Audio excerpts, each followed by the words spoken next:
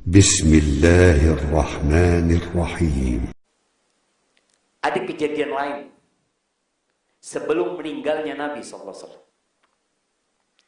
Nabi itu mengirim pasukan ke Romawi.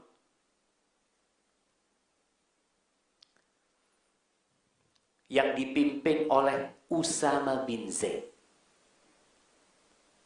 Usama ini umurnya ya belum 20 tahun. Al-Imam Bukhari menyebutkan tentang hal ini. Ba'atha Rasulullah sallallahu alaihi wasallam ba'than wa ammara alaihim Usama bin Zaid. Allah jadikan komandannya Usama bin Zaid. Fata'anan nas fi imarati. Ada orang-orang yang ngomongin tentang kepemimpinan Usama. Gimana Usama ini masih junior gitu loh, masih kecil dia. Masa bawa pasukan untuk menghadapi Romawi? Siapa dia? Ada omongan-omongan sumbang itu. Maka Rasulullah sallallahu alaihi wasallam naik ke mimbar. Beliau mengumpulkan orang-orang itu, menyampaikan kepada mereka, intat anu fi imarati. Kalau kalian meragukan kepemimpinan dia, faqad kuntum tat'anuna fi imarati abihi min qabl. Kalian juga pernah ngomongkan tentang kepemimpinan bapaknya, Zaid bin Haritha. Zaid bin Haritha mantan budak jamaah yang dibebaskan sama Nabi SAW, memimpin pasukan yang dibawanya adalah bangsa Arab, orang-orang Quraisy, orang-orang Ansar. Maka Nabi mengatakan, kalau kalian meragukan kepemimpinan dia, kalian juga pernah meragukan kepemimpinannya Zaid bin Haritha. Waimullah in kana la khaliqan lil imam. Demi Allah dia pantas menjadi pemimpin. Wa in kana lamin ahabbin nas ilayya. Dan Nabi mengatakan dia termasuk orang yang paling aku cintai. Bapaknya dan dia juga anaknya termasuk orang yang paling aku cintai setelah bapaknya. Itu kata Nabi SAW. Tahu siapa saja yang jadi pasukannya? Usama bin Zaid ini siapa? Ini tahun ke-10. Tahun ke-11 sudah dari hijrahnya Nabi SAW. Disebutkan oleh Ibnu Hajar, di antara anak buahnya Usama bin Zaid, minhum Abu Bakar wa Umar wa Abu Ubaidah Amir bin Jarrah wa Sa'ad bin Abi Waqqas wa Sa'id bin Zaid. 5 orang ini dijamin masuk surga. Bayang.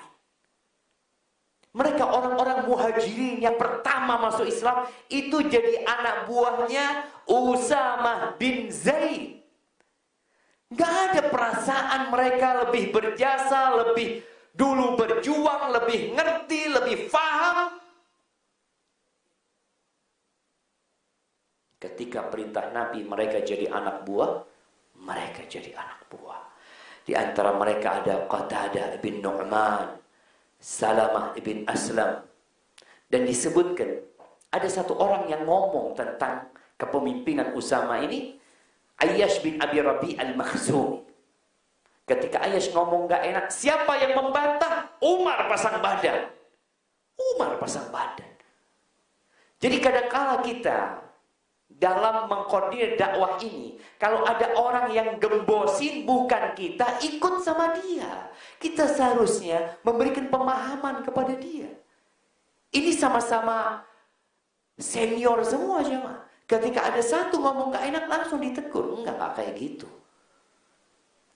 Apakah kita sudah siap seperti itu? Berada di kepemimpinan mungkin nanti anak-anak yang lebih muda dari kita, yang bahasa kita masih bau kencur. Masa mimpin yang tua-tua tadi. Dan ketika anak itu dijadi pemimpin, yang tua harus taat dan patuh. Tatkala Rasul SAW meninggal dunia, ada omongan supaya dibatalkan keberangkatan pasukan Usama bin Zaid, yang memang sudah ramai sebelumnya tadi. Supaya dibatalkan, apalagi ada orang-orang yang murtad. Kata Abu Bakar Siddiq, masa aku menjadi khalifahnya Rasul SAW? Yang pertama aku lakukan, membatalkan keinginan Rasulullah SAW. Tidak mungkin itu. Itu Abu Bakar sebagai pemimpin, dia datang ke Usama, minta supaya Umar nggak berangkat. Dia minta izin. Adab itu penting. Karena tatkala kita bersama, ada gesekan di antara kita. Jangan lupa ingat sama Allah Azza wa Jalla. Allah itu tidak melihat kepada rupa kita. Tidak melihat kepada umur kita.